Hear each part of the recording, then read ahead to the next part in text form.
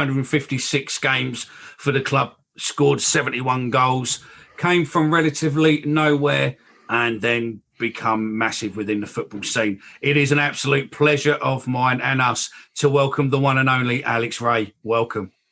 Thanks very much. I like that. He came from nowhere and we made him what he is. Yeah, you see, taking all the credit. I love it. So, first question is obviously you were at Bishop Briggs Boys Club up in Scotland, and then obviously you were you had a trial with Rangers, and then obviously you're at Falkirk. You come from Falkirk for about 100 grand. What made you come to Millwall?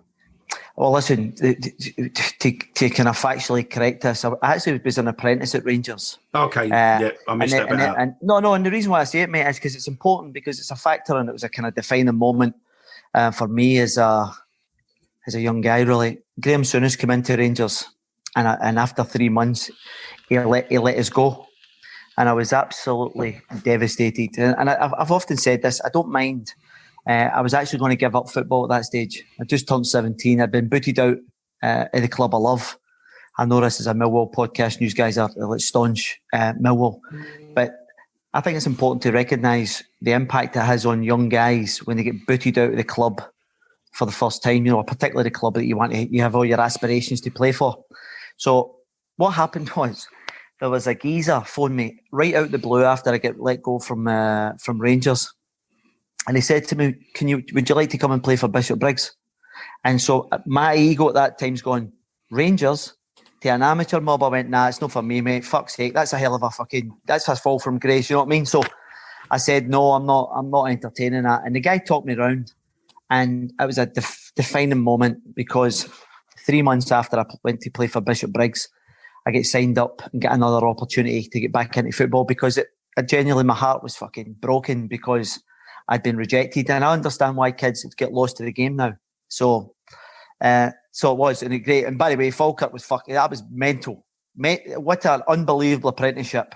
I went there as a 17-year-old boy, and I ended up playing 100 games with guys that would volley all over the pitch. You've mentioned guys that played 200, 300, 400 games, and I've just got this young cheeky fucker for the East End of Glasgow, and they booted the shit out of you, and you either sank or you swam. And I was ready to come to Millwall. But to answer your question about Millwall, you said to me, no, you would never know nothing about Falkirk. It was a relatively small provincial club, and the ground was fucking falling to bits. It was falling to bits.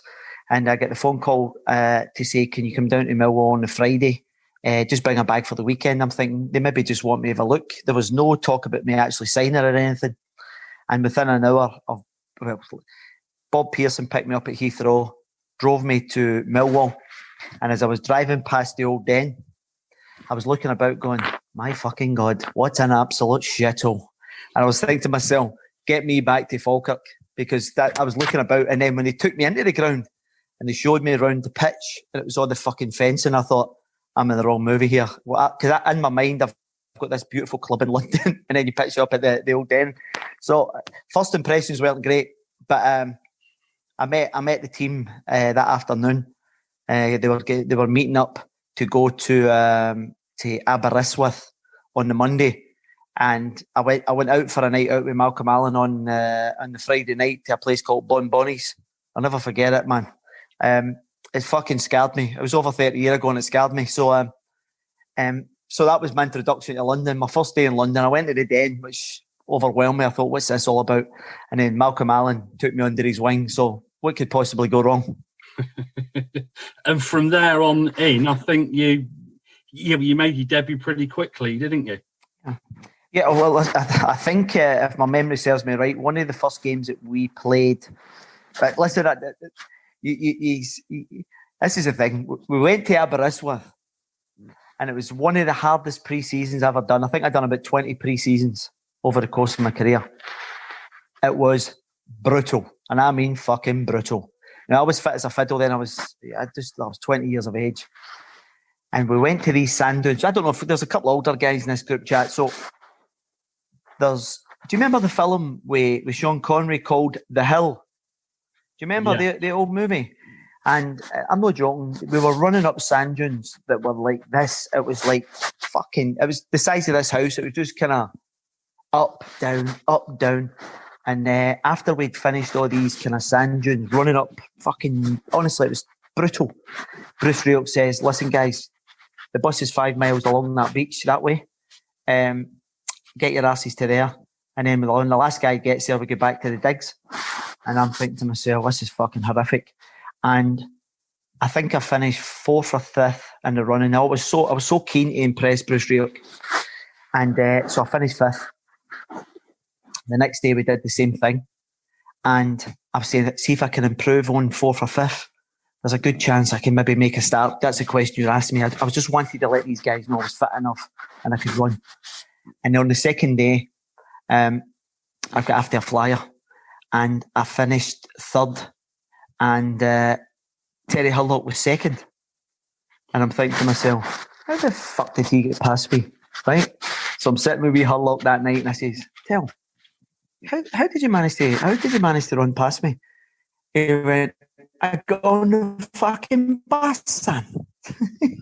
He jumped on the bus and fucking got a bus and come off at half a mile. And when the first person went past him, he jumped in. He wetted his hair in the sea. And Bruce Rioch thought he was fucking brilliant at running. Box office. but he was it was just a great squad. And no, but the first game I think was a Friday night game against Hibs at the Old Den. I don't know if any of you remember that because it was kind of known for a bit of off the field. It was a bit naughty that game, wasn't it? Yeah, well the Hibs boys come down thinking they were a bit lively. And unfortunately, they get sent packing. I'm led to believe. So, but that gave me a wee indication of some of the players we had that night. Malcolm Allen scored a goal that night. I don't know if you remember. And he actually toe poked. I'd never been in a football game where I seen a guy toe poke a ball, running, but toe poke a ball at a wee sharp prod. And I said to him after, I said, you're a fucking lucky bastard. You've toe poked that in. And then over the course of a couple of months after that, the amount of times I seen him hit the ball so early with a little toe poke because the keeper wasn't set. And then I started to realise that I was playing with players, and this was the greatest respect to the Falkirk players. I was playing with players that were fucking really cute and clever players, you know, because Sheringham was the striker of that as well. Jimmy Carter, Callie, all the guys. I think Les was there and Terry was still there, Gary Waddock. Then I think you had at the back Big Woody and Macca, Wee Dorsey. So it was a brilliant squad of players. And then you had Hornberger in goals, man. Fuck me. Every time he looked at a hamburger, he put about 4 stone on Horny. So it was just a brilliant group of boys. And then obviously Rhino as well, which epitomised what Millwall was for me. He was lethal. And the great thing about Rhino is, see when anybody came into that dressing room, he never fucking said a peep. He would look at them. And you almost had to earn the right to be in that dressing room. And a few times early on, because I was trying to impress Bruce, a few times he would fucking rifle you with 8 dodgy elbows. You know, we used to just tackle you with his elbows. Go, boss, you cunt. So it was a wee introduction to Rhino, as if to say, you need to earn the right to be in this dressing room, son. And it was great, and I loved it. And then I remember my first game, it was Watford. It was about 90, 92, 93 degrees away from home. And I think Malcolm Allen scored the both of them. I think I got hooked after about an hour. And then my home debut, I think, was on Tuesday. And I think we beat Barnsley. And I think that was my first goal. And to score against at home in the Old Den was great because it got me up and running. So it was great. It was a great start to things. You're spot on with your fact checking. It was a 4-1 win against Barnsley, obviously at home. What was your first kind of perception of the fans? Obviously, you mentioned you've come down to South London and you weren't too sure what to expect. What was your kind of preconception before you came to the club, and obviously when you got there? Yes. Well, to be honest, honestly, I didn't really know a great deal. You'd often heard about Millwall, but it was for all the wrong reasons. Occasionally on the news, because at that time you didn't have Sky News or anything, so it wasn't as if it was in your face. Like I'm watching Sky News now, so it's like 24/7 now. Whereas back then it wasn't quite the same. I don't think it was a Barnsley game, but I think whatever the first or second game after that at the Den, I remember wanting to take a throw in, and they had defence, and you could just put your hands through it, and because of the proximity of the fence and where the shy line was, I'm trying to hear this guy poked me in the back and went, "Oh, you little fucker, liven up, you cunt." So I thought, fuck that. I never took a throw in again at the Old Den. Yeah, it was brilliant, man. And it was great because these people were fucking on your case. And I know I'm digressing a bit. I went to work with MK Dons years later, and Mick Harford, who was, everybody knows Big Mick, a great guy, a big Sunderland guy, but he's been about the block. He's now coaching at Luton. And he says, "How long were you at Millwall, Alex?" I says, "Oh, 6 years." And he says, "Fuck me, you must have been a good player, but they fuckers you didn't last long there. They soon let you know." But I think that's a fair point. I think the fans are very demanding at the Den. But I have to be honest with you, it was nothing that ever bothered me because, as I said, I started relatively well and I always had a good rapport with the fans. Was it difficult to establish yourself in that dressing room? Because you obviously had some very strong characters. You had Herlock, Rhino, Steve Wood, people like that weren't exactly backwards in coming forwards. Yeah, I think genuinely you had to actually. It was a very tight knit. If you go back to I think 88 or whenever it was they won promotion, a lot of these guys had been through it. And then you've got this wee arsehole coming from Glasgow, think these are bollocks. And then all of a sudden, but I have to be honest with you, I was back up the road most of that first season. I travelled back and forth to Glasgow most weekends because it was a European city of culture. Glasgow, you couldn't fucking make it up. The European city of culture. And the nightclubs were open to 6 and 7 in the morning. So I couldn't wait to get back to Glasgow. And then I used to get the red eye back down in the morning. I was always fucking literally scratching to get back into training for kick-off time at 10:30 on a Sunday morning. But I have to say, just because of my nature as well, I was very outgoing. I wasn't a shy boy. And there was a culture there at that particular time where there was a few of them going out for a few pints. So I fitted in that aspect. It wasn't as if I was going home after training and studying a business degree like one or two in the camp at that time. So no, I fitted in relatively well. I didn't have an issue. I didn't think there was but because you're trying to impress. Now a few of the older boys, as I say to you, Rhino he was forever slapped me. Big Mick McCarthy was always clotheslining me. You run past Mick and he catch you in the throat with his fucking flailing arms. So it was. I loved it. I particularly that first season. That first season was great, and I'd get into a dressing room that there was some, as I say, I've mentioned it loads of times. I was fortunate to go into a strong team. They were really good. They were just full of characters in their own way, they were great, man. And even when you think about the people around about the club, when I was speaking to Mikey the other day, when I first went down there, you had Chief Superintendent Ken Chapman, who became a good pal of mine, I know. And then you'd obviously Father Rowan, who's been at the club for nigh on 30 years at the time when I first joined. So, you get guys like Billy Neal, and they're the guys. Footballers come and go. These are the heart and soul, Veronica and that up in the hospitality. So these people are the people that matter, really. It's just part of you when you part. And it's funny, and I'm not saying this because I'm on a Millwall podcast. I'm on the radio every weekend.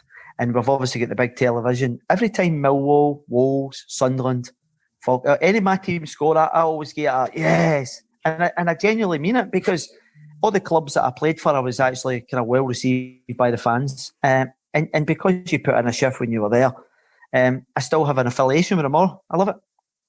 A lot of fans probably won't agree with you with Ken Chapman. A lot of them that fellow would nick his own grandma if he had the opportunity. No, and let me explain to you about where I'm coming from. That's what I wanted you to do. This story is brilliant. Ken Chapman used to come into the dressing room, and whenever you see a guy of that kind of rank, he's imposing. He's got all the regalia on. He's got all the kind of silver buttons, and he's got the hat that's fucking precious. It's immaculate, top drawer for the Met. And he used to have this wooden stick, had been polished, and at the end of both sides he'd have a little silver, like about 1 inch, and he used to just put it under his arm like that, and he'd walk about and he'd go, "Right, guys, You have a responsibility today. Do not antagonise. We will arrest you, right? And then he'd walk over to me and he'd go, fucking especially you. Which I loved, right? I say, Ken, I promise you, I will not antagonise anybody. By the way, if you ever look at any YouTube pictures of me, I'm running away going, get a fucking up, beast. So it became a running joke because there was no way you could ever contain myself. Because the one thing I always come across to my celebrations is it was pure fucking raw emotion. And when I look back, I wish I could get a signature one, like something like that, something that was cooler. Fucking you didn't know what you were going to get with me. It was just pure emotion. But the reason why I said I've kept in touch with Ken Chapman, and it's funny because when I mentioned it to Mikey the other day, he went, "Oh, did you get AF for a few criminal charges?" I went, "Did he fuck?" But the thing with Ken was when I left in '96, I was obviously at Wolves, Sunderland. I went up to Dundee. I've had various coaching roles. So when Millwall maybe play against Wolves, they'll maybe have a feature about myself or things, or a picture of myself playing for both clubs. And Ken always went out of his way to send me a programme up. And I just thought it was a lovely touch to keep in touch over all these years. And whenever I've met him, going down to the odd occasion, I went down to the Den. I always see him, and it just reminds me of good times when I was at the ground. Listen, I'm sure there'll be one or two Millwall fans that'll fucking get a grievance, but that wasn't my experience with the guy. Because that first season, you settled in fairly well, didn't you? You hit the ground running. I think you scored twice in a 4-4 FA Cup draw against Sheffield Wednesday. Listen. But I never had that 4 each. I think I scored the equaliser late on in that game, literally the dying seconds. Yeah. Sees we're running back to the halfway line. Kevin O'Callaghan's got me in a headlock and he went, "Are you fucking stupid? We're going to go up to Sheffield and get pumped now." So we Cally didn't want to travel all the way up to Sheffield on Tuesday night because he knew we would get pumped. But that was that. It's funny because there was a picture doing the rounds today with Chris Waddle. Chasing me, I think, in a Millwall top, and that Sheffield Wednesday team were tremendous. They played, and I'll never forget my team. The team talk prior to it. Bruce Rioch pulled me to the side and says, "Alex, you're going to come up against probably top class opposition that you've ever come up against." He says, and that's with the greatest respect to Scottish football. He says, "I've got guys like Chris Waddle, John Sheridan, Big Pearson, David Hurst, fucking good players." And he says to me, "John Sheridan can't run. You need to get close to him because the one thing he's got is real good technical ability." And within, I think, 15, 20 minutes, he had threaded 2 passes and to David Hurst and someone else, I think it was. And I think we might have been 2-0 down, or it fucking felt like that. And in the back of my mind, I'm thinking, fuck, I've got to go in here at half time and Bruce Rioch's going to terrorise me because his last words were, "Get close to Sheridan." But anyway, we managed to get the 4 each draw. It was a brilliant game. I remember it fondly. I do. How was Bruce Rioch for you? Sorry to butt in there because we had Brian Horn on, and I don't know if it's going to come out before or after. Oh, we've already had him on. Sorry, previously. And Brian Horn, safe to say, didn't really get on with Bruce Rioch, but obviously he was the man that brought you down to London. So good relationship with him. Do you know? I had a good relationship with Bruce. I'm not exactly sure how long into my tenure, the time that I was, I'm going to say 18 months, maybe 20 months, that Bruce, from start to finish, and then Bruce left. Listen, I feel, I can only talk. I had a good relationship with Bruce. He gave me a wee bit of leeway. I had some off the field issues at that particular time as well. And he supported me. I'll be honest, he fucking said to me, "Get out of London or we'll send you back to Scotland." So I moved to Kent. And I have to be honest with you, me and Malcolm Allen bought flats adjacent to each other in this retirement home. Fucking hell. I swear to God. When there's these programs now, Neighbours for Hell. Me and the bald Malcolm fucking terrorised the people in the flats for the best part. I lasted for about 5 years. I I felt sorry for him, honestly. It was fucking carnage. But I get back to Bruce. Bruce wanted to stamp his authority on with the senior players. And, all the young boys were scared of him anyway, because he had an unbelievable presence. He was a right hard bastard. He used to train with us, and if you were cheeky or you did something that he didn't think, he laid one on you. And I don't think that went down particularly well with some of the old boys. I didn't give a fuck. You know what I mean? I've managed myself, so when it came to it, trying to get people livened up, I used to lay one on them as well. So I've done that. But I like Bruce. And I actually met Bruce, I'm going to say about 6 or 7 years, 8 years after Millwall. His son was coaching at Coventry. He was academy director, Greg. And I met Bruce, and I said, "Listen, I owe you a big apology, mate. I could have done a lot more for you at your stint in Millwall." And I wanted to. In fact, it would probably have been 8 or 9 years after Bruce left, and I met him, and he says, "No, listen, son, you done okay. You don't need to apologise." But there was times some of my particular behaviour wasn't great in terms of professionalism. So, I was just trying to say to the guy, "I'm sorry. I could have probably done a bit more for you." But as I said, I like Bruce. I did. I like Bruce. I liked Steve Harrison. He's assistant manager and all. Big Ian Evans, Taff was there. So no, listen. I look back at it and I look at it fondly. Particularly the first year. The first year I think we finished third, and then I'm trying to think. Let me get this right. And then obviously the playoffs. Yeah, fuck me. That was tragic, man. Because I think we turned them over twice in the league. And we just never turned up, really. I actually think we went into that game. I'll be honest with you, see, as a young boy, I didn't quite grasp the ramifications of that playoff because it was the first year. I'd never experienced it. I never quite grasped it. It's a couple of years later when I realised, I thought, fucking hell, what an opportunity that was to bounce back up. So, and play at the top table.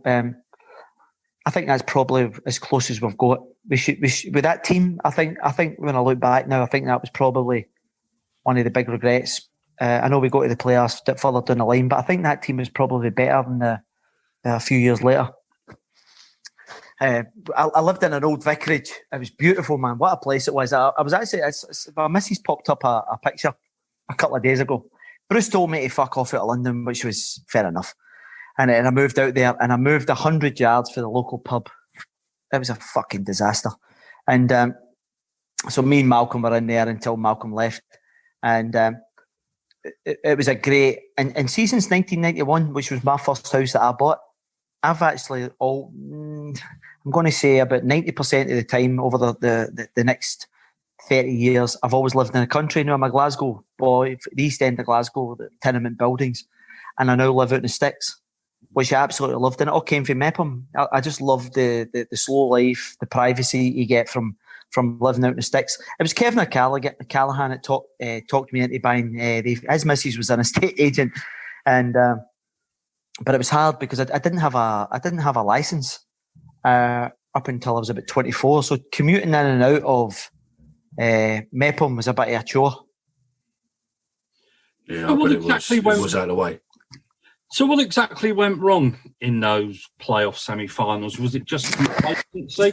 No, I don't think it was complacency at all. I think when you go into these games, I'll be honest with you, I don't even know how the scoring went, but I knew right away that we were playing catch up. I think did the first leg know something like 5-1 or 5-2 or some fucking thing, or 4-2 or something? 4-1. I think we went 1-0 up, didn't we, in that game? Mm. Yeah, but then it went all wrong. I think I remember the geezer I was up against. Was it a boy called Connor? A black lad, Connor. And he was a fucking physical. He was a big physical specimen. And I remember thinking to myself, going in there, I'm going to fucking terrorise this guy. But on the day, he had an unbelievable. I remember a geezer. Robert Codner. That was him, mate. I remember him, and I remember going in and going, I've had a great year, and we're in there. I think, as I said to you, I thought we were in there going, you say complacency, mate. It could have. I didn't feel as if we were going in there and we were swanning it, because, and then obviously you find yourself 4-1 down, and then obviously the home game you're trying to chase it, and then all of a sudden you're leaving yourself wide open. But see, when I reflect back to the days, I told you that I was playing with far better players, and when I look back, thinking as a 20, I would have been 21 after a few months at Millwall. I turned 21, and the problem with being 21 is you think you know fucking everything, and in my mind I was always saying, as long as I'm setting up goals or scoring goals, I'm contributing. And what I should have been thinking is, see if I start fucking tracking back and being a lot more rounded. My approach, I was a glory hunter. So I think looking back, I wish I'd have spent more time on adapting the shitty side of the game. And don't get me wrong, I always track back and I always put my foot in. But I, in my mind, I was kind of justifying the goals and things more so, because once I did start adopting, and I think this comes with experience, so I've probably been a bit harsh on myself, but I could have been more rounded. I could have been more rounded and learn a wee bit quicker on the job, because it took me years to actually for that penny to drop. Yeah, but I guess it's just one of those things at that age, isn't it? Yeah. No, listen, it is. Thing, isn't it? That's fine. No, fuck me. I'm sitting here as a 51-year-old guy wanting to slap myself for how I was behaving and how my thought process. But I suppose it's pure experience, and it does. It takes you time to adapt to that. And even guys like Ian Dawes were always great because they were always trying to give you advice. That the problem with cunts giving you advice is that you need to be receptive to that advice, and when you think you know things, you don't really take it in, even though, and then at some point down the line the penny eventually drops and you think, these fucking guys were telling me that for years. And all they were trying to do was help you, man. Give you guys like Dorsey and that were brilliant, really good guys. And then if we fast forward, I think a couple of years, you played at the last game at the Den. What was that like against Bristol Rovers? I've no idea. I've fucking told you. I've told you. Is that where they all ran onto the pitch afterwards? Yeah, there was about 1,000 pitch invasions that day. Yeah. Well, you probably got your top and everything else, your shorts, your boots, your socks, your pants, everything taken. No. This is no. Listen, I do remember. I vaguely remember it. I remember running on, and I remember sitting in the dressing room. And I stole my shorts on. And Andy Roberts just was sitting opposite me and he says, have you fucking stole my shorts? So every cunt's laughing.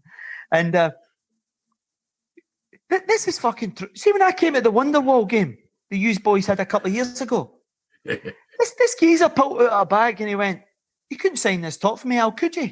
And I went, fuck me, that's an old top, son, isn't it? He went, yeah, it's yours.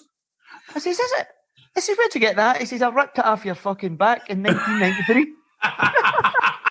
Swear to God, you've just reminded me. And do you know what he said to me? By the way, he said to me, listen, I think when was the Wonderwall? 2018, 17? Yeah, 18, 19, 2 years ago. Yeah. Do you know what he said to me? He says, I've been waiting 25 years for you to sign it so I can get the fucking thing framed. I went, that's a true story.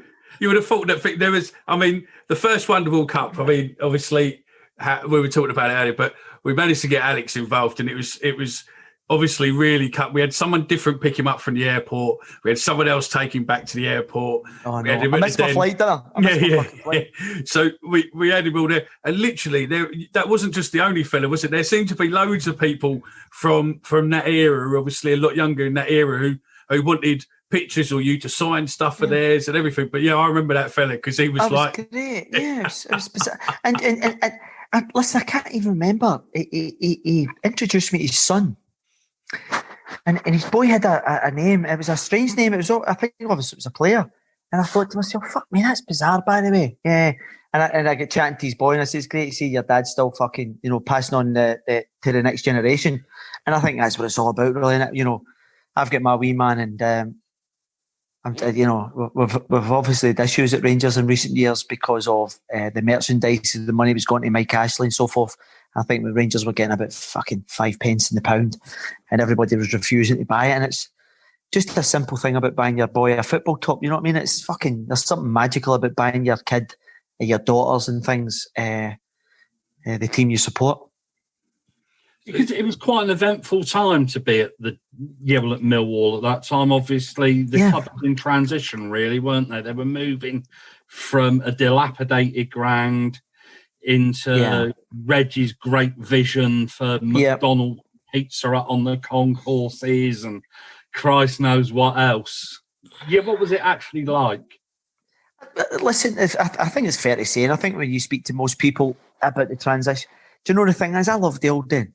You know, when I told you it's a shithole and all that, and listen, I understand you've got to move with times. That fucker Brian Horn used to have a bar in the players' lounge. Now, see this chair? This chair's bigger than the players' lounge. It was the tiniest wee fucker. It was like a little cupboard. And I'm not joking, you had about 300 characters in there. It's the most unsavoury characters you're ever likely to see. And Horney used to be the treasurer of that bar. And honestly, we used to go in there at 5 o'clock, and at 8 o'clock there was not a fucking drink to be had in it. We used to stock it up every week, and all the money was going to the players' pool at the end of the year. And the Bull Tourney turned up. We went to Magaluf each year, and the Bull Tourney would turn up and they go, "Great boys, we'll get about 145 quid in the kitty." And all the boys are going, "Fuck off." Honestly, he used to drive about in a Porsche, him, Barry. I'm sure he bought the fucking Porsche with the money he was fucking pilfering out of that players' lounge. But I loved it. But going to the new Den was strange, because all of a sudden people weren't intimidated as much. I thought the surroundings at the old Den thing made, but over time, I think that kind of hostility really kicked back in again. There's nothing better, and I remember so many games over the piece where we had some good cup ties there. I think we played Chelsea. I think we played Arsenal at the new Den, and it was. I'm sure it was a sellout. And I remember drawing one day, but see when they actually and it's reverberating round. Honestly, it's even for the guys. I remember speaking to Ian Wright, who became a coach, and Wright is a big Millwall man. His auntie used to stay around the corner for the old Den, and this is brilliant. I'm going off on a tangent now. We were coaches at MK Don, and we went to watch a player in London, and we wound up in a wine bar. Ian Wright, myself. No, I'm sober as a judge. I'm driving, and Cal Robinson, the manager, and me, Wrighty, are in there. Let 'em all can dance to Jane. It was fucking box office, man. And then obviously I said to him, "What was it like playing at the Den?" He went, "Alex, it's fucking magnificent." And see, because he Wrighty's temperament, see the more abuse Wrighty got, he fucking loved it and he thrived on that. But lesser individuals would crumble under that kind of, that kind of hostile environment. So I think initially it was, we had to find our feet at the new surroundings. But it was by far, you look at the facilities they had, it was state of the art. And it was just a case of moving with the times, because it would have been nigh on impossible to fulfil all the criteria at Old Den, because it was falling to bits. How was it coming back when you come to the Wonderwall a couple of years ago? From obviously you were there when it first opened and everything else. Yeah. How much of the dressing rooms changed? Because obviously with the Wonderwall, we got the home dressing room. We couldn't have Millwall legends coming back and going in the shit one. How was that? Remembering obviously the dressing rooms from Millwall. Yeah. Well, you say the dressing room, but see the actual drive into the Den where you've got to come under the railway or that bridge there. So coming along that road, coming along the Old Kent Road, it just kind of has memories flooding back to me. And obviously when I come back in 2018, a lot of the places where I used to frequent, like the World Upside Down. I was there. It was Fribbles a few times, but it was like, where was the place I used to go to? The main one in the Old Kent Road. Where'd you go, Thomas a Beckett or? Yeah, I used to go to. No, there was another place. Fuck me, my mind's went blank. It was opposite the World Upside Down, just like going into the Old Kent Road a little bit. Oh, what, on the opposite side? Yeah. Gym Palace. Yeah, Gym Palace. Fuck. Well, we used to be in there all the time, man. So you had the Gym Palace, and so like kind of going along that road, it totally changed and things. And Yeah, and it's funny because, as I said to you, I've not had a drink for a hell of a long time, but when I was speaking to Mike the other day, I says, is Gregorian still going on in Bermondsey and that? So it changed, but it still kind of took me to memory lane. There used to be was it Graceland or something, like the Chinese place? Yeah, with the Elvis. Fuck. I went in there one Saturday night, by the way, for a bit of tucker, and the geezers get the white regalia on, and he didn't even know a fucking word of English. He goes, "Hey, baby." I'm like, what the fuck is this? So all around that area, you had the Crown and Anchor and things. So obviously that, and then obviously you went into the stadium, because I think I knew the kit man for years was Big Gary. For years as well. You'd all Ken, what was his name? Oh, I know you want about. Yeah. Ken, what was his name? He was the original. He was there all the time I was there. Yeah, Ken I know you want about. He was a miserable, like a proper kit man. He wouldn't give you fuck all. He was miserable, but it was a proper character and all. But so I went down, but as I said to you, the dressing rooms are pretty much the same as they were back then, same size. And when I came with Wolves, I think I was in the away dressing room and I think, fucking hell, this is shitty compared to they're obviously far bigger. But as I said, when the Wonderwall, you go up to that first landing, the first kind of hospitality. Yeah. I used to go up and see what was his name again? Moriarty, the actor and all that. I used to go up there and I used to be so intimidated when I initially started to go up there, because he'd all these fucking geezers and overcoats. Oh, like sand, and I love it. And so even though you get back all these years, and I kept in touch with one or two of the guys over there, and even when you were over to the boxes, whenever I was suspended, I used to try and make a point of going over to the boxes, because you could always get a pint all there with a couple of the characters at the boxes over that far side. So I just enjoyed the whole experience here. And listen, I'll be honest about when I was at Millwall, I was seeing players leave every year, and I think that was part of the problem, that they had to continuously sell players to try and break even. Ben Thatcher, John Goodwin, Big Chris Armstrong, Andy Roberts. The list is fucking endless. And I always felt as if I was the one that was always missing out. And these boys were going and getting good moves and good money. And partly it was because of the way I was behaving off the pitch. People were going, fuck this, we ain't touching this guy. So, but anyway, eventually got the move. But we obviously had the playoffs. When was the playoffs? Was it 95, 94, 95? It's Derby County, 93, 94. Yeah, that was a tragic one, I know. But Derby were spending a right few quid at that time. They'd Gabardini and all that. They were spending fortunes. Was Tommy Johnson there at that time? I know, guys like that. So they had a right good team. They had a couple of foreigners as well. I think they had like that. Yeah, but we lost 2-0 up there, didn't we? And then we lost 3-1 at home. I think. Yeah, I think it was a pitch invasion every time they scored, wasn't there? Yeah, no, and it was a bad way to go out, because the thing is, it was again, you want to try and have a fighting chance. What I've come to realise is I was a jinx man. I got to I think we had 2 there, 1 there. I think out of 5 playoffs, 4. The first 4 playoffs I lost, and then eventually, and it's ironic because the 4 times I got to the playoffs, I finished 3rd in the league 4 times. And because you just miss out, finish 3rd 4 times. That was it. And every time you just miss out, it's almost like a body blow. It's almost as if it's. And the time that I did get promoted, we just get in 6th place. So we had momentum going into these playoffs, and I think that's a factor a lot of the times. It wasn't my experience anyway. So it was disappointing, because again, that was a good year, and I think the brand of football that we played under Big Mick was good. I think the punters liked it at that time. With some good football players in the team. What was the worst playoff to lose, the first one or the second one? I'd probably say the second one, purely because I had more of an understanding what it meant to get, and again, you've been in England for, well, that'd have been my 4th season. And I'm thinking to myself, what a fucking bastard. Because the thing is, the English Premiership has started at that time as well, you know what I mean? So Sky Sports has started.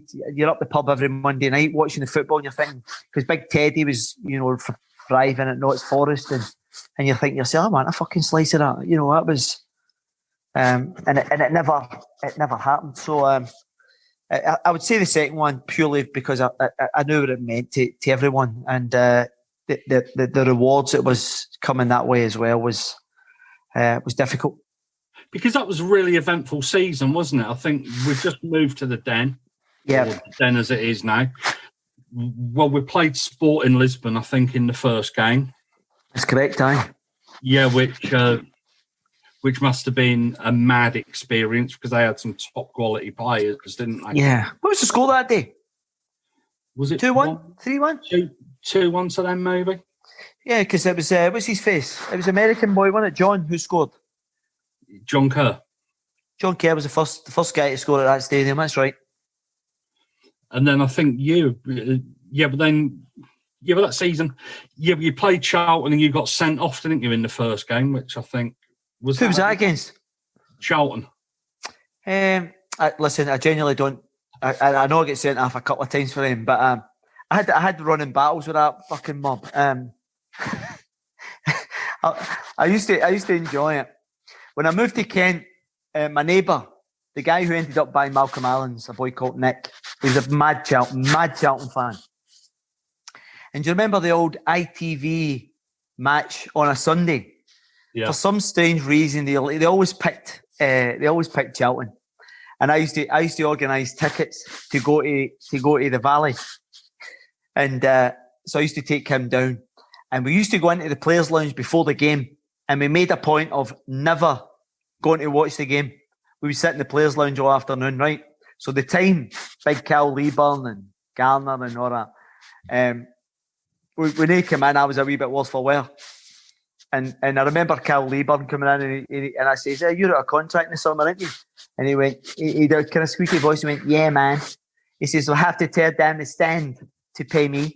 I went, fuck off, you shit. Yeah,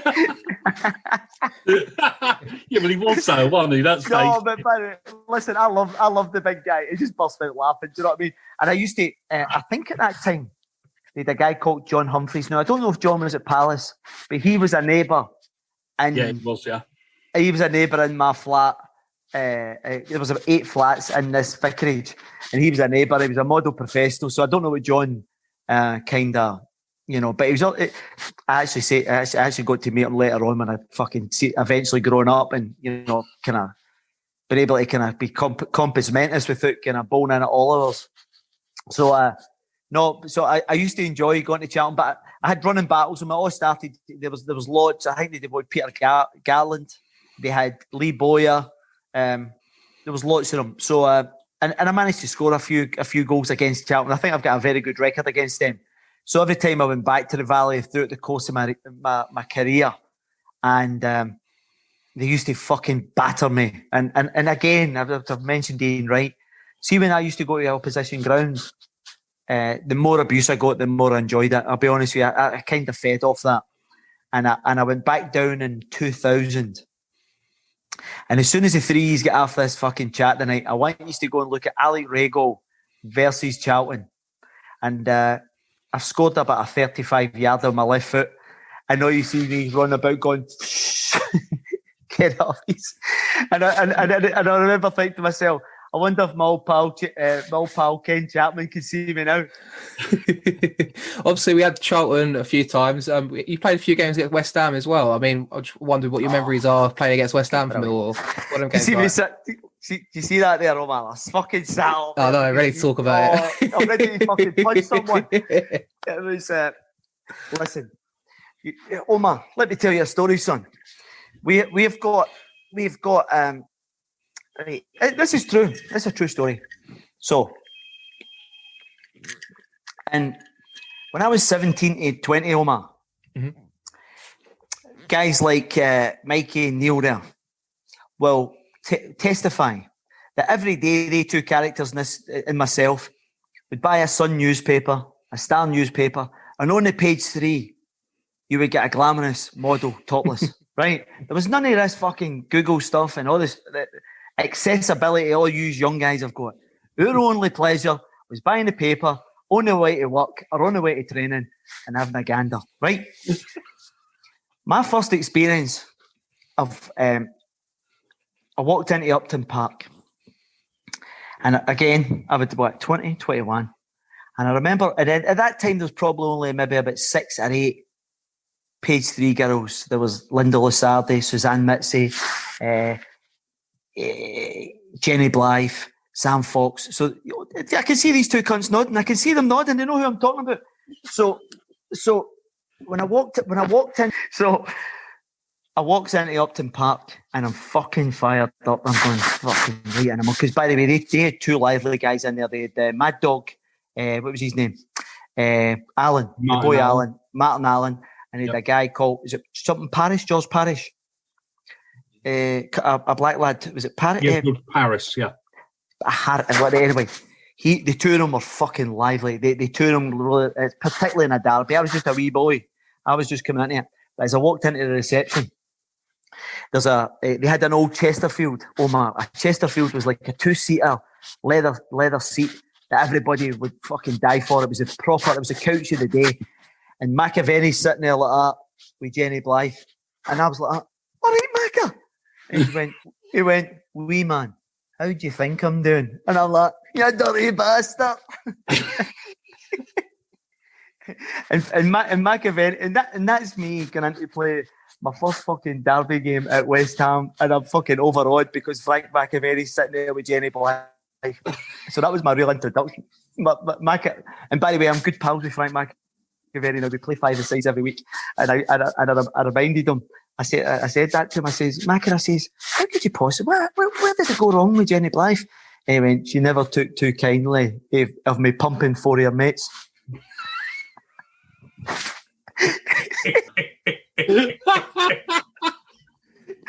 So we're like, I said, Macca, son, I fucking love you. I love you, mate. You're the dog's bollocks, man. So, but and as I said to you, but see, I'll be honest with you, as a wee guy coming from Glasgow, and I wasn't the biggest, I was competitive, but physically, I remember they 2 guys were tag teaming me. They booted fuck out us, and I remember thinking to myself, that's not going to happen again. So over the times that we did play against them, I always made sure I was leaving my foot in. Yeah, that must have endeared you quite well to most of our support, leaving your foot in. Yeah, well, listen, I think that's just part of. Bear with me, boys. I'm just topping my wee drink up here. I just think. I think when you're. What do you call it? I think when you're the type of player that I was, I like to get fucked in as well. I used to enjoy it. And it just there'll be kids listening to this. See, when you're a football player, sometimes the game's kind of passing you by, and you're not getting a lot of the ball so that you can dictate it. You're not getting a shot off, and sometimes a tackle can just really set the place alight. I think that's one of the things that the Millwall and most fans anyway, but it's particularly Millwall's. See, as soon as you lay somebody out, the punters low, and they actually thrive on that kind of intensity or a couple of corner kicks, and that's how. As a business owner, you eventually realize you can't do everything. You need a team to grow your business. But hiring is complicated. Belay, an innovative staffing solution, has successfully matched thousands of small businesses with virtual assistants, bookkeepers, and social media strategists to meet their staffing needs. And they can help you too. So whether you need part-time or full-time help, they have the right team member ready to help you juggle less and accomplish more. Learning more about Belay is the easiest thing you'll do today. Just go to belaysolutions.com. That's BELAY solutions.com to find out if staffing through Belay will give you time back in your day to focus on what only you can do, while Belay finds the assistant, bookkeeper, or social media help you need. We sometimes galvanise the team. And I had no issues. I always tried to put my foot in regardless. Listen, I've got to be honest with you. I can't really... Genuinely, obviously this is... I can't remember. Obviously, they came on in the pitch invasion and things, but that was just an invasion. There wasn't any kind of fist. I remember one day, specific one day, and it was because it involved my wife. We were up at Birmingham, and for some strange reason, the Birmingham hierarchy decided to put the Millwall fans. It was behind the goal, but they put the Birmingham fans above them. And I remember they were getting all sorts of missiles thrown down, and the Millwall fans were trying to get up to get at them. And I remember standing on the pitch going, "Fuck, my missus is in there." So that was really the only one. And then I think, if my memory serves me right, when we came out afterwards, our team bus was trashed as well. And I've got to be honest with you, man. I'm middle aged now, and I'm pleased that the majority of that stuff is surpassed. It's the game's moved on dramatically since those days, and listen, for fuck's sake, because the thing is, I'm trying to entice my boy to go to a football match. I don't even know if it's about here. I don't even know. He's fucking bowling about with a rugby ball. My boy's got a rugby ball. So I'm thinking to myself, I love him too much, or I'd end up getting him a backhander. He's fucking. So how old's your boy? He's 11. He's 11 now, but. Thankfully, he's just starting to. He's actually really starting to take up football. He's wearing the football top star, but he was a rugby man, believe it or not. So I'm just trying to get him. And I wouldn't like. I remember being at a Rangers Celtic game in 1990, 20 years ago, and fucking hell, man, talking about being scared. And at that stage, I'm 29. I'm established. I'm playing at Sunderland in the English Premiership, so people know who you are. And fucking Peter Reid. Rangers had to go to Parkhead to. I had to go to Parkhead to win, and it would have been the first time in their 100-year history, 99 years or whatever the fuck it was, 100 years. It was the first time in their history that they would have won a league at Parkhead, and I thought, I ain't going to that, by the way. There'll be murders. So I don't know if you remember this game. The referee got coshed with a coin, blood come down his face. One of the Celtic fans fell for the top tier, getting fucking stretchered along the touchline. He's waving to the fans. But on the Thursday before it, I says, I'm not going. And then the closer the game's getting, I'm thinking, I want to go to this. I fucking want to go to this. And so I went in to see Peter. I tried every avenue in Glasgow. Couldn't get a ticket because they were gold dust, because everybody wanted to be at Parkhead to win the league with Rangers. So I went to see Peter Reid, and he's sitting there. He used to sit there with his feet up like that on the desk, and he's fucking... I goes, Gaffer, I'm looking for a big favour. He says, if I can do it all day for you. He says, I'm looking for a Rangers Celtic game. And he says, lovely. Give me an hour. Come back and see me. So I goes back in an hour and I went, sorted. I went, fuck off. No, he says, no, I've got your ticket. Don't worry about it. He says, there's only one stipulation. I says, what is it?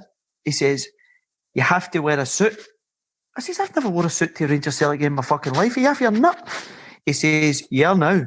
You're gone as a Sunderland chief scout. So I thought, fuck it, I'm in. And this is true. This is the only time I've ever felt threatened at a game. And what happened was, I goes to the main entrance, right? And I've got the suit on. I'm trying to keep the fucking heat down. Don't want to catch anybody's eye. So they give me a ticket for the scouts. I go through the main staircase, I go up, and I'm just sitting right, 3 seats right of the Rangers directors. And there's 7,000 fans away up on the right-hand side, and there's 53,000 Celtic fans running about us. And I'm in the Celtic end. But as I go in, you've got guys like Pierre Vijhondok, Dominic Mathieu, and the 2 rows in front of me is all the Celtic reserves, Alan Stubbs and Jackie McNamara weren't playing that day. And then I'm in the 3rd row. The people behind me are all suited and booted, and I thought, oh, fucking lovely, I'm safe in here. I'm safe in here.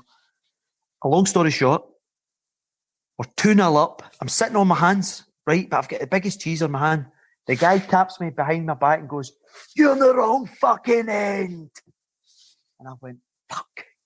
Right? So I've not moved. I'm thinking to myself, well, do I make a beeline for the exit before they fucking attack me?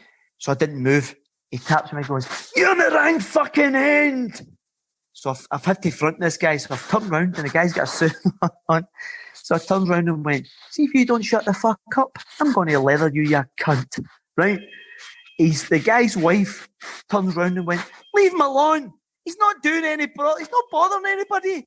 He went, I don't give a fuck. That old bastard. I'm sitting there, I'm thinking, please God, get me out of here safe. There was 113 arrests. The guy was abusing me, he was calling me all sorts, and I'm thinking, this is fucking madness. But honestly, that was the only time I've ever been at a football match and I thought, I ain't getting out of here alive.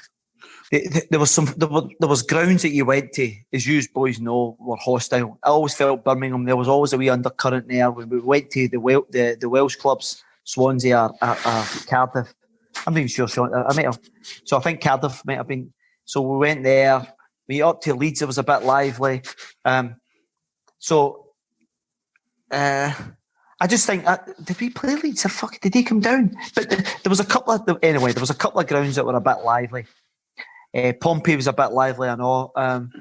But see, when you're on the field to play, I'll be honest with you, Barry. I was getting away with things that I would never have tried after the pitch. I was trying to wind people up and just been a wee prick, by the way, and you think to yourself, see if I know what I know now. I would just have thought, well, fuck it. I'd have slapped myself and said, calm down, you asshole, you know what I mean? Some of the behaviour at times try to wind people up and all that. And it's funny because I ended up going and playing the Masters in 2011, and I played against Watford, and there was a boy, Robert Page, and I'm not joking, the boys, he must have been 6'2", built like a brick shit house. And then when you see some of these other guys, Darryl Powell and all that, and, they're really big units. And I used to be going toe-to-toe them, and I had like an epiphany when I was playing in that Masters, and I was like, what the fuck were these guys actually thinking when they've got this wee 5'9", fucking 11 stone guy wanting to fight them? You know what I mean? And they must have been going, this wee guy's off his fucking heat. And it was just a perception that you were trying to build up over the years. And I'm pleased to see that I eventually managed to get on top of all that behaviour when I was, I'm going to say about 30. So for about the last 6 years, I wasn't bowling about like that. I actually got on top of my emotions. And a lot of that stuff was bravado. A lot of it was fear. And I had to go to therapy to actually work out why I was getting... You mentioned red cards and fuck knows what. I had to go to therapy because I didn't realise why I was lashing out and punching cunts and elbowing guys and all that. And I'm sitting in the dressing room going, there's another fucking 2 weeks' wages. I ain't going to get any bonus money. I ain't going to get any appearance money. And I couldn't sit there as a 30-year-old and go, why the fuck are you behaving like this? So I ended up going to see a geezer in the Priory in London, and I spent a couple of days doing some work. And a lot of it was, you see, you paint a picture, and you guys are all, if you're from around about the Bermondsey area, you'll understand this kind of mentality.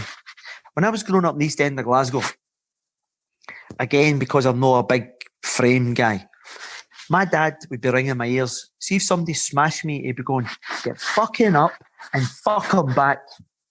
Which is great because you learn to survive in an environment like that. And that never leaves you. So then when you go into professional football, if you feel threatened, I've got my dad's fucking voice ringing in my ear. Smash that fucker, So that behaviour into professional sport, it doesn't go hand in hand. And until the penny dropped, because a lot of times you feel scared, there's fear kicks in and you just lash out and you ask questions later. But it was costing me so much, and until I'd done some work with this guy, and he asked me a very simple question. He said to me, "How many serious injuries you had in your career?" So at that point, I've been playing I made my debut at 17. I'm 30 roughly. So in 13 years, I've had very few bad injuries. So it's an irrational fear. So, and I know you're on here to talk about milk, but it's so important that because I got on top of that behaviour, and for 6 years I was in total control of my emotions, and that's when I played my best football. So I would say from 29 to 35, I played some fucking terrific football, and if I had the help and or again if I was willing to listen to that type of stuff, I could have been playing at a higher level so much earlier than I did do. So you obviously coming towards to the tail end of your Mill career, but a couple of noteworthy games that obviously a bit before my time, sorry to say it, but my dad always tells me about Chelsea away in the FA Cup. Now, you played in that game. What was your memories of that one? Obviously, we're talking about crowds and stuff like that, but I remember I look on YouTube and I search it up and I see police horses on the pitch. I see all sorts going on there. So what's your recount of that day? Well, that's what it was like. listen, I mentioned a couple of places. There was none more hostile than going to the bridge. It was magic. The atmosphere. Their stadium was nowhere near what it is like now. It was a bit of a shithole as well. Mm-hmm. And then you've got these kind of household names, and that's, I suppose. It was an amazing night because obviously we got the result we were looking for. What did they go to? Well, was it the penalties? Yep. No penalties. Yeah. I think I took one that night. I'm trying to think whether I fucking. Does anybody remember the penalties that night? No. No, I can't remember last night. Well, because as I said to you, I was a glory hunter, so I would have probably took the fourth or fifth penalty, I would imagine. But what I remember going back to the Gym Palace and I never spent a fucking penny that night. That I do know. But no, I remember the horses and all that come on. I remember the carnage. I also remember when we beat Arsenal at that was my next question. Omar. I actually remember the Arsenal game more so than the Chelsea game for some bizarre reason. And because the Arsenal game was a replay, wasn't it? That's right. Yeah, but it was a replay. At home, didn't we? Yeah, we drew it at home, and I thought, fuck. And again, the atmosphere was brilliant. That was a Saturday, I'm sure. And then obviously we played them in midweek. And I'll never forget it, by the way, because fucking wee Mark Baird was not known for his goal scoring. He was another, and I haven't really mentioned this. The actual youth setup at Millwall at that particular time was magnificent. They had Birdie, Ben Thatcher, Pikey Roberts, Andy Roberts. They had the boy. What was his name again? Came through that system as well, didn't they? Mark Kennedy, yeah. They also had Jermaine Wright coming through. It was Jermaine Wright. Actually, I was thinking about it. Jama was a very good football player. Mm-hmm. They had a young boy called Danny Chapman, was a stocky boy. So they managed to bring through a nucleus that actually made the club millions, and they were great, and they brought energy. And Thatcher was insane. I actually moved to, you were saying there, Mickey, I ended up moving towards Brands Hatchway. And we used to come down Brands Hatch. And we coming down this hill, used to take a right turn. And he'd fly down there about 60 mile an hour and do a handbrake turn going down this hill. And the car would spin about fucking 3 times. And then he would just batter into first gear and then batter back up the hill. It was fucking nuts. And but the Arsenal game, and I'll never forget this, because this is getting back to my point about being that we always playing on the edge. The very last kick of that game, I don't know if any of you remember this. Ian Wright, the ball was coming up to Ian Wright, and I thought he's taking it onto his left foot, so that would have been onto my right foot. So I've anticipated it. And as he's took it, I've got the ball and I've smashed righty. And my impact is he's flew up in the air. But just as quickly as he's flown in the air, as soon as he hits the ground, he comes after me to try and fucking lay one on his right. So I've burst out laughing. I'm going, fuck off. And then Rhino and all that's fucking give you to all the heavy hitters, all the big hitters have come in at my back. Right, and I'm pissed myself. I went, fuck off. You've just got a silver medal there, right? So the referee's sharp. It was the dying seconds, he's just blew the whistle. And we're verbals going off the pitch. And I says, fuck, let's have it. I'm not going to be a monkey, right? But I'm a shite bag. I know that Rhino and Orem and Andy Roberts and fucking Ben Thatcher will be all over like a rash. So anyway, we managed to get in the tunnel and it all gets separated and things are fine. So I'm desperate to get up for a pint. You know what I mean? I phoned my missus and I'm saying to her, right, get round to the players' lounge. And it turns out that they wouldn't let the wives into the players' lounge because you know what it's like after a game like that. It's can be a bit lively. So my missus is downstairs. I said, listen, love, I'm going up for a fucking pint. Hen. So just as I walked in the double doors, out of nowhere, Ian Wright's trying to fucking lay one right in my chops, right? there's a pure commotion, right? And we end up getting kicked out of the fucking players' lounge. I didn't even get a pint or fuck all, by the way. And I always... And by the way, do you know the great thing about this story? I never came across Ian Wright up until, I'm going to say about 12, 14 years after this.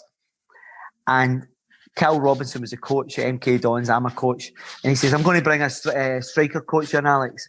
I says, oh, yeah. Who have you got in mind? And he went, Ian Wright. And I thought, you might want to fucking reconsider that, by we the wee ding dong back in the day. And as Wright he came in, right, I went, we're not going for round 2, right, are we? And I have to be honest with you, I've never met a fucking nicer geezer in football. He was brilliant, man. He was absolutely brilliant. And I think he was a similar character, wasn't he, in terms of he was a wee bit hostile, a wee bit fucking up in your face. I love Wright. He's just a great guy. Going back to your Chelsea game, yeah, you scored the winning penalty. You scored the penalty when it was 4-4. Lee scored 4-4, and then you scored what made it 5-4, and then is that right? Spencer's shot from them was saved. But you got four of the players with you. Kev, where is it? Rhino, you, Dave Mitchell, and Tony Whitten all got booked that night as well. Yeah, well, listen, it wouldn't surprise me, because see, the thing is with the derby games, they were like, and see, to be honest with you, see, back in the days, you literally had to have someone in 2 before you get a yellow card. Do you know what I mean? It was a wee bit more forgiving. If you look someone in the wrong direction these days, you're getting a card. So I wouldn't like to actually be playing it at the moment, because fuck me, man, it's you know, some is ridiculous what they get cards for. So no, but that's right. I do, but I genuinely I remember getting back. I remember getting back after the Chelsea game. We wound up in the Gym Palace. It was great. It was a brilliant night. So what's your greatest memory from Millwall, either on or off the pitch?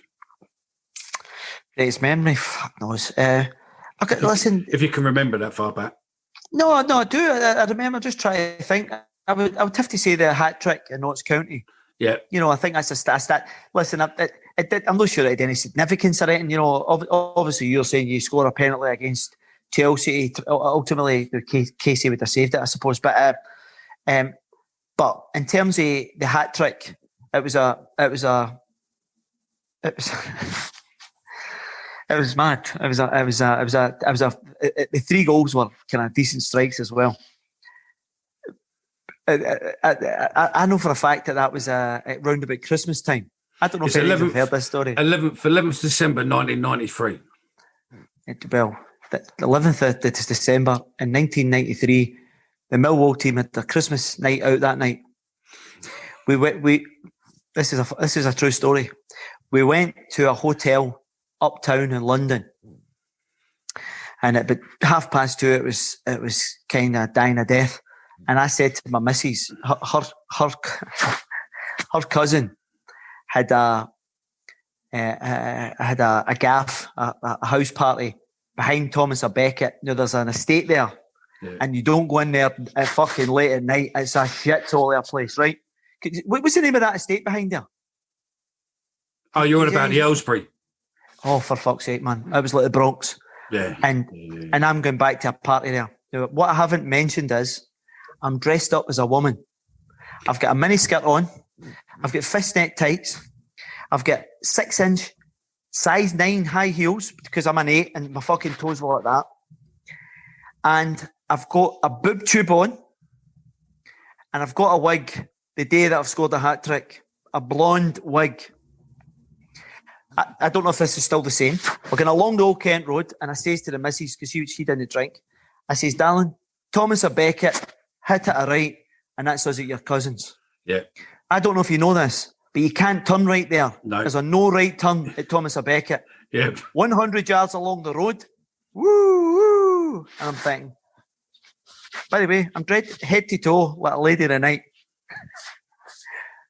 I says, let me deal with this. I've jumped out the car, right, and I'm worse for wear. I've jumped out the car and walked towards these 2 police bent. The copper on my side went, madam, can you please get back in the car, right? And I've went, what's that, son? Right? The copper took a step back, and he's went, Alex, is that you? He's got a Scottish accent, right? The geezer's nearly fucking pissed his pants. He went, fuck off. He says, we were shouting about you scoring a hat-trick today and you're dressed in drag. The 2 coppers let us away with it and we ended up carrying on to a party. But I was stopped fucking dressed head to toe as a woman with a blonde wig with the old bill the night I scored that hat-trick. So it was a very memorable day. Because it all started to go wrong just after that Chelsea Cup run, didn't it? Yeah, when Mick McCarthy left for Ireland, Jimmy Nicholl came in and kind of went from 10th to shit in no time at all, didn't we? Yeah, you're absolutely right. Yeah. Well, listen, I think what I've come to realise over the years, see if the dynamic in the dressing room and things are not quite right, it's like a cancer and it festers. Now, I am not blaming the two Russians that came in, but they were on a fortune. And I actually got on well with Sergei Yuran. Sergei was a bit of a wild child. So I got on quite well with that boy. And but if my memory serves me right, we're top of the league and up to Sunderland round about Christmas time. And then we ended up getting relegated. So from that point, things went wrong. As you said, Mick had left. And if you ask me what my biggest regret was, it was getting sent off against Oldham, because I couldn't play the last couple of games. Me and Chris Macon, who then became a teammate of mine, quite a handy fucker from Manchester. He became a teammate of mine, and as I said, I was at Ipswich that day. We got relegated, and I was fucking near to tears because I think myself, this is fucking what a way. I can't even do nothing. And that goes back to my earlier story. What I was telling you is that I was behaving in a particular way that was costing the team and it was costing myself. But I couldn't actually sit there and give a definitive why I was behaving in that manner. And it's not a good place to be, because you're actually behaving in a particular way that's costing you and it's costing the team. And so that would be my biggest regret, without a doubt. It's interesting because, I mean, if I was obviously at the untrained eye, I look at your statistics if you want to talk about stats, but that was your best season for scoring goals for Millwall that year, yeah. 16 goals. Yeah.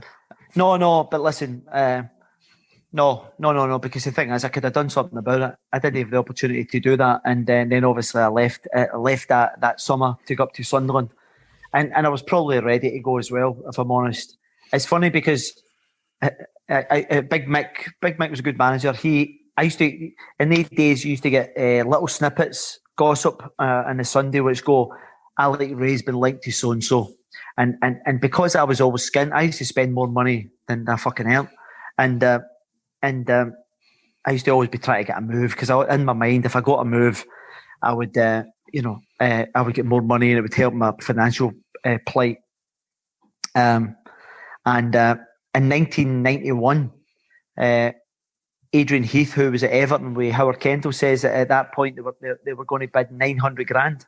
So after a year, they were going to bid that, but because I had a couple of off the field issues just before Christmas, they pulled back because they'd had bad reports about my off the field stuff. So I eventually got that move in 96, and it was an opportunity to go and try my skills at the highest level, because that was they'd obviously won promotion that year. So, and it was a couple of hours for Glasgow as well, which was obviously an attraction. Mm-hmm.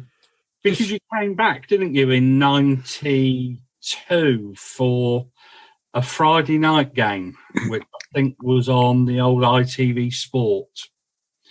We won 1-0. I think Steve Claridge scored a penalty. You'd actually scored the winner in the return game, I think, earlier that season, I think, yeah. What was it like? What do you mean coming back? 92? 2002? 2002. I think Neil said 92 there by accident. Yeah, by the way, I was saying... 2002, yeah, sorry. By the way, Neil, I know my memory's bad, son. Fuck's sake, I've got a good excuse. I was doing the Jim Palace. Alex, we're even reading this off a piece. We've got a little chat, so read it off there. So they still got it wrong. So it's all right, geez. Did you say I come back in 2002? Yeah, no, you played against us in 2000. Oh, fucking! The only goal. Oh, listen. I joined Wolves in 2001, and I think I struggled. They went about 13 games. I joined late. I had an injury at the end of my Sunderland days, and it carried on throughout the summer.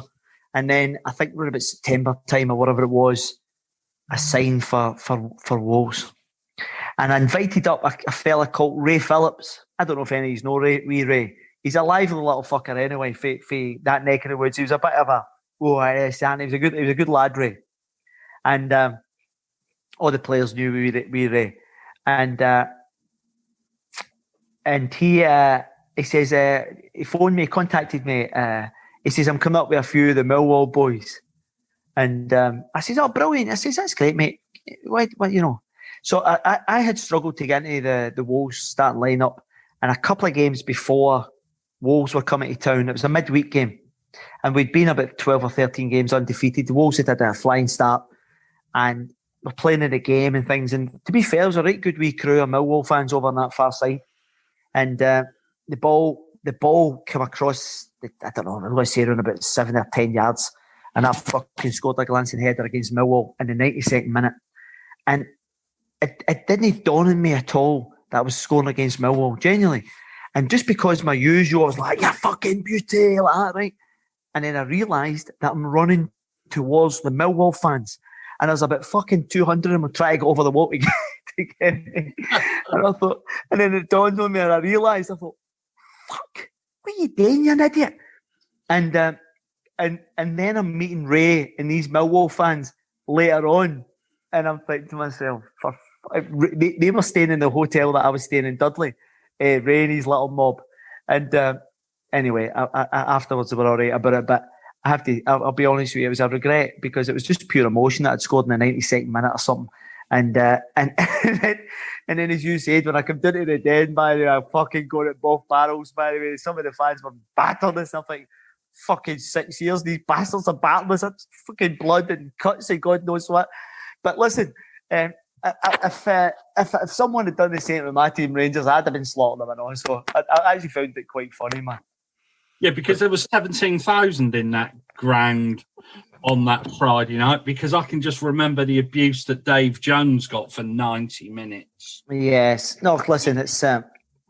listen, like, it goes with the territory. As I said to you earlier on, see when opposition fans give abuse, I fucking love it, man. I've always loved it. And as I said to you, when I went back down to the Valley and I scored that fucking unbelievable goal, I was giving them dogs abuse, and that kind of stuff stick with you. But you know, when you're talking about that kind of, see the fact that when you're talking about the Den getting 17,000, 18,000. Listen, I'm 51 now. I would love, genuinely, and I know finances play a big part, and it makes it more difficult. I would love Millwall to get promoted. Can you imagine the Millwall fans welcoming all these fucking Premier League teams to the Den? Jesus, Johnny, it would be something like they'd never experienced. Because you go to a lot of modern day games and the atmosphere is no great. You know, they've got one wee section of ultras, a lot of clubs now. But once the Den gets rocking and they start that, it gets you going, man. And so, listen, hopefully before I fucking pop my clogs, I'll be able to witness a game down there. I could maybe get back down and maybe bring McAvenyways. I'm sure Frankie Boy would get a good reception in Millwall, wouldn't he? Oh, yeah. Yeah, especially we brought Jenny Blythe with him. Listen, I don't even know what I don't even know what she's doing. Yeah, hopefully she's not answering this this podcast, because it might not have been 4. It might have been more or less. I don't know. Just before we carry on, and obviously I said to you, we give you charity a nice big plug in that. Yeah. Do you want to talk about obviously 98 when you obviously got treatment for alcohol? Yeah. Listen. I just wanted to check first. Yeah. No, listen. See, 1994 when I was at Millwall, that was the first time I tried to do something about it. I was fucking out of control. That's the only way to describe it. I didn't have a filter. And once I started, it was difficult to stop. And it was holding back my career, my family life. Everything was kind of paying a price. And without going into too much detail, 98 is when I actually addressed it for the second time. But at that time, I was ready. And I've throughout the course of this podcast, I said when Dorsey was telling me in my first season in 1990, you know, you need to curtail this, it's a short career and things. And it's only when you're receptive to help or willing. And I think part of the problem was, in 94 was, the girl said to me, you need rehab. And I went, fuck that. Because again, I've mentioned fear. And I thought I'd have lost my job. Tarnished. I thought players would use it against us, and they have done. Players have done it over the years. So So I didn't want to date in 94. So I could have saved myself 4 years of fucking heartache. So anyway, 98, it was just a normal weekend, nothing too outlandish.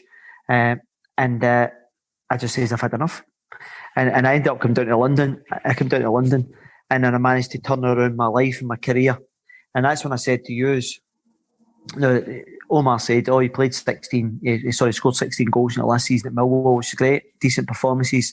You remember me for, decent times and put a decent shift in. I went to a different level. That is undoubtedly. And when I just tell you the 6-year spell that I was involved in, my first year, Sunderland won the league with 105 points in the championship. Now think about it, 105 points. It was an unbelievable year.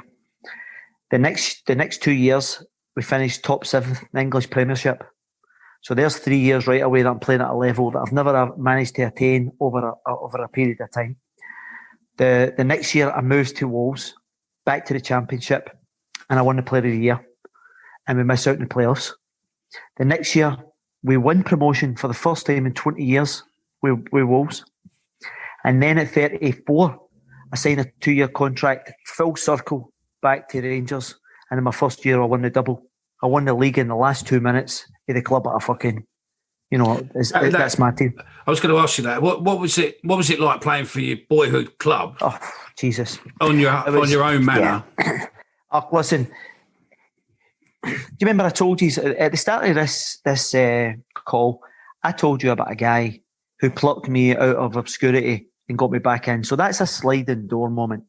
So I'm not sure. I might have went back into football because, you might have found the love for the game again after the initial disappointment. So at Christmas, I've got 4 or 5 months of my contract left at Wolves. And these circumstances are bizarre because I'd scored about 7 or 8 goals at Christmas. I scored about 5 in the Premiership, 2 or 3 in the Cup. And I'm having I'm just about to turn 34, so I'm having a fucking purple patch at a good age. And Tony Gubber for the BBC contacts Wolves and he says, we'd love to do an interview with Alex. He's really, considering he's struggling at the bottom of the table. He's having a great time of it. But we don't want to do it at the ground. Is there anywhere somewhere Alec would feel comfortable? And I told him that I'd bought a farmhouse in just in the outskirts of Wolverhampton. It was lovely, Mickey. It was gorgeous. I had a Massey Ferguson tractor. I had 5.5 acres, and I used to cut all the grass with my wee daughter. And now I've got my first kid. She's only a couple of years old, and I've got my daughter on my back cutting all the grass, and it's fucking magnificent. And I'm really enjoying my football. And Tony Gubber was packing up after the interview, and he went, "I meant to ask you what your passion was." And I said, "Oh, it's very simple. I've just started playing golf a couple of years. I'm playing a lot of golf with Paul Ince. And as soon as this is all finished, this football lark, I'm going to go and watch Rangers playing in Europe. I've never been able to do it because I've always played through 20 years of professional football, so I've never been able to do it." And he says, "Oh, I'm meeting Alex McLeish tomorrow to do it. I'm flying up today to meet Alex McLeish to do a similar interview tomorrow." And I says, "Will you tell Alex McLeish that I'm available for fuck all in the summer? Nothing. He gets the Premier League player in the summer for nothing." 6 weeks later, I'd signed a pre-contract for Rangers. Tony Gubber went and told him I was available. And that's how I get back to Rangers. And I'm thinking, "You're fucking lucky bastard." So if I don't do that interview, you're not going back to Rangers. So to get back to Rangers, to play in an Old Firm game, and what I'm going, you ask about what's it like, Millwall versus West Ham. See, in the second minute of my first Old Firm game, I went in for a 50-50 tackle with Neil Lennon, and I've put my foot to tackle it. Both of us have hit the ball at the same time, and the impact has did that and jarred my calf and jarred my knee. And this is 2 minutes into your debut in an Old Firm game, and your adrenaline is fucking pumping, and I mean your heart's pounding out your chest. And I look over at the doctor, and I know I'm in trouble. And I come from a school of, my dad used to go, "Don't show anybody you're fucking hurt. Don't go down. Whatever you do, don't go down." So I walk over to the doctor and I says, "Big man, I'm in trouble." you need to give me something for the pain. I'm in fucking banging trouble. And he gives me 2 white pills. And so he gives me a drink of water and I goes, thanks. And I said to him, what are they? And he went, 2 paracetamol. That'll take away the pain, right? I played the 90 minutes plus injury time. And we lost 1-0 in 85th minute winner for Celtic. And when I come off, I said to the doc, I'm banging trouble here. He says, there's something the matter with my leg. He says, well, why the fuck do you not come off? I says, I'm not coming off. I'm not bound to this lot, right? I had a 2-inch tear in my calf. I played the full game with a 2-inch tear. I was out for 11 weeks after the game.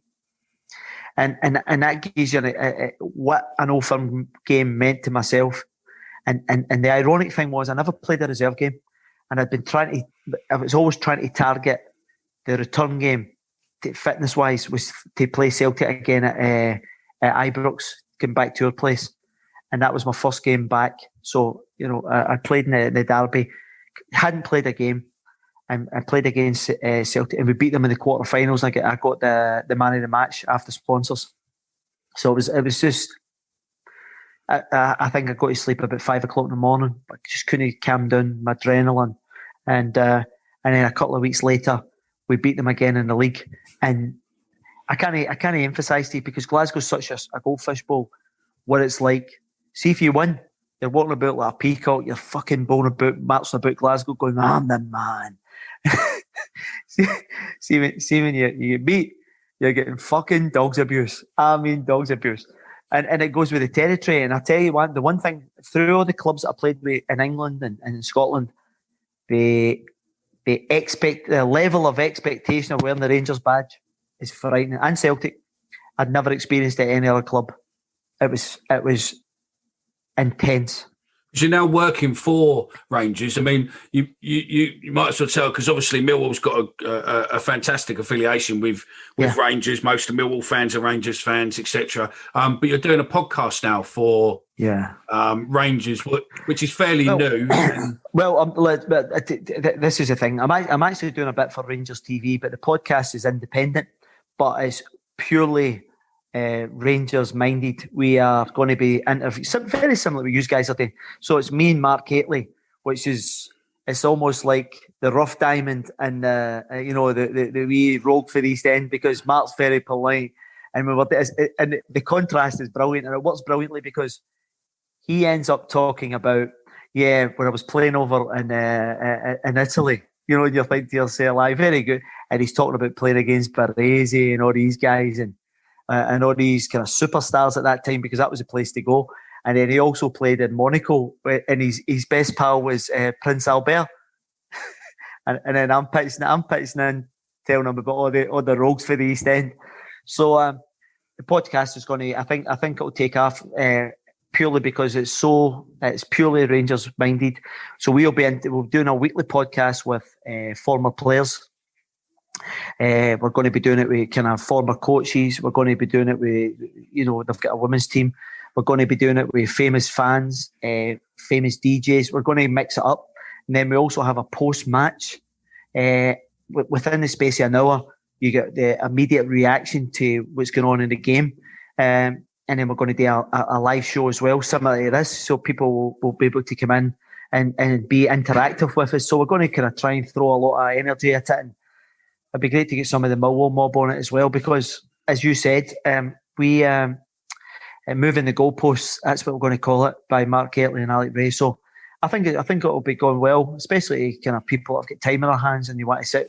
In these times, you can't even go out for a drink, and particularly with the club doing so well. Well, once you get it start going and whatnot, let us know. Then you can both come back on and give it a plug properly. We'll do, mate. But you're obviously doing Rangers TV. But one thing what I do want to hit on while you're here is the charity you are, because obviously we know there are some wealthy Millwall fans who will always like a bit of tax relief. And your charity is it does some great stuff, and you could do with an extra few quid if people were in a position to be able to make a donation. So tell us what the charity is and what it does. When I come back to Glasgow in 2004, I'd been away for 14 years. Glasgow's a brilliant city. It's so multicultural now. The food, the nightlife, it's been totally regenerated and things. And I come back to 2004, and the thing that struck me was the amount of people who had drug addictions and alcoholism. And I thought to myself, this is not right. And the government at that particular time, their recommended treatment plan was to give people methadone. And for me, that was no. I understand that's an option for some people, but I wanted to give them an option, and it was annoying me because there wasn't a great deal of options for people. So a friend of mine, a guy called John McEwen, who worked in the Priory when I was in there, a big Scouser, a big Everton fan. And I said to him, I says, there's fuck all up here. And he went, we'll start a charity then. I says, and in my wisdom, I thought, oh, that's a great idea. I'll just start a charity as if it's a fucking clicky and fingers. And the hassle we had to do, we had to go through the Oscar and the Care Commission. We had to get all our articles and memorandum, everything in place. It was a pure fucking palaver. And we eventually got up and running. We've been going for about 14 years. And I'm talking about people who are chronic, daily drug users. The last count we had over 800 people clean. And the actual... So what's the upshot of getting people clean? What is the return to society? First and foremost, they get their cells back. So if it's a 30-year-old guy, he gets his mother, his father, all his siblings, whether he's got a wife or kids, get a guy back. He then gets employment. He starts paying taxes, and more importantly, he will start helping other people who are in a similar position that he was. So with that charity, then they also become peer supporters in our group. So they stay with us for a year, and then what they do is they help people who have come just starting for day one in the shoes that he's already walked. So, but we're in difficult times at the moment. The reason why I said to you about financially, we've got money roughly till March, and because of the cuts across every sector, then we've asked the addiction services to try and find some money with us. But if we don't do that after 14 years now, it took us about 18 months to get up and running. So if we've got 800 people, and it costs tens of thousands to keep people in methadone yearly. So somebody who has been about 12 years clean and sober through my project would have saved hundreds of thousands of pounds because they are now contributing instead of exhausting. So if there's anybody there can help us in some ways, then it's great. If it's no, listen, it's not a big deal. We've done our bit, and if we can continue beyond March, then it's God's will. It's not my will. But it's been brilliant, and it's a very established. We are part of the Glasgow Addiction Services now, but they only give us half our funding, and because we've not been able to have fundraisers and things, gentlemen's nights, sportsmen's nights, then we've not been able to kind of plug that gap, and that's what the shortfall is, because the next tender process is next September. But it's brilliant. And the great thing about it is we are on here talking about rivalries in football. At no point do we ever someone come into that wee project. Do we ask what team they support? It's just about trying to help out people who have had really tough times, and that goes back to if people helped me when in '98. It allowed me to get my family back. It allowed me to have 3 kids in recovery. It allowed me to start this charity to give something back. So it's almost like a snowball effect with these type of things.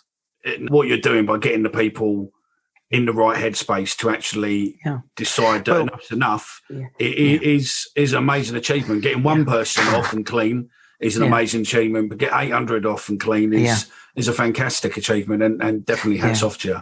Yeah, well, and this is the thing, about by someone coming off heroin and then going on to methadone, you're effectively supplying them to be full of mood-altering substances, and they're allowed to look after kids and all that. With our project, you have to be total abstinent. So, if somebody's on a small dose, what we do is we kind of lead them into a kind of pre-entry so that we can help them along the line so that they come into the project a total abstinent. And by being abstinent, it allows them to try and work the program, which allows them to then get a few months, and then 6 months, and then 9 months, and then a year.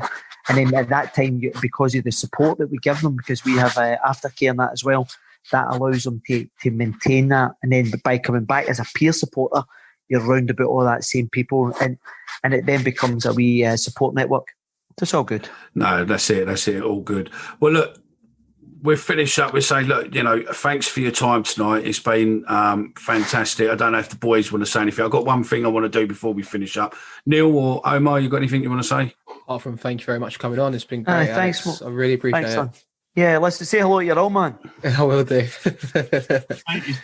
It's been absolutely legendary. I used to cover Millwall games for the Mirror many years ago, and you're always so hospitable, always willing to talk and whatever else, and you've not changed, son. Do you know, Neil? Do you know? Then, oh, what? Is it? What's it? Still here. I think. It's all right. It's all right. You're still there. No, do you know, Neil? Do you know the interesting thing? My wife came back about 3 days ago, and my sister has moved to a new house, and she gave me a load of old cuttings from that particular time, even going back to my Scotland under-21 days, and I've got a big mop of hair and all that. So see what you're saying about working for the Mirror and all that. I find that I love to get back doing memory lane, even when I'm talking to you boys, because it reminds me of fond times. There was obviously a lot of knocks along the way, but I think people that listen to these type of things want to listen to the good times. People just like listening to the stories. But just before we do say your final goodbye, I found your hat trick for you. Have you found it? Yeah. And if you can see the screen. Yeah, all right, okay. Do we go one down first then, do we? It looks like it. Yeah, I think we go 1-0. We go 1-0 down first. I remember the geezer. It was you go 1-0 first. Yeah. And now your 3 goals. Yeah. No, this is them still. Yeah, no, I think it was 3-1, wasn't it? So one of them must have got this. Just a wee cut across that outside of the boot, Omar. I've not quite managed to suss that. Maybe when I was a kid, I used to get away with it. Not these days. Oh, don't tell me about it, man. I was to get his back in level terms, I'm sure. It's funny when you actually see some of the boys and all looking back as well. You know what I mean? It's. I'm trying to think of this. Was this a volley? Yes, this was a volley. It comes to that was right. Well. That was right on the edge of your reach as well. That was. Yeah. Well, the thing is, it was kind of dropping over my shoulder. I think, if my memory serves me right, and then I just kind of. I'm sure I volleyed it. Yeah. That's right. Yeah, I see it now. Yeah, that's right. Aye. And then the next one was the old party piece. It was. I'm finished. Look. It was a swivel of the hips. Omar, you'll love this one. This was a trademark. This was with the bad foot. That's brilliant. Aye, so that was top drawer. And then I can't thank you enough for this. And once you get your podcast going, then let us know and we'll get you on and give you a plug so that the Millwall boys can, you can come and take over this or something. Just do a bit on. Tell us about what you're doing, what you've got coming up, because I think we've got a lot of Millwall fans who want to listen to you. Legacy CRM platforms have made you compromise for far too long. With HubSpot CRM platform, you don't have to choose between enterprise tools that are powerful or easy to use.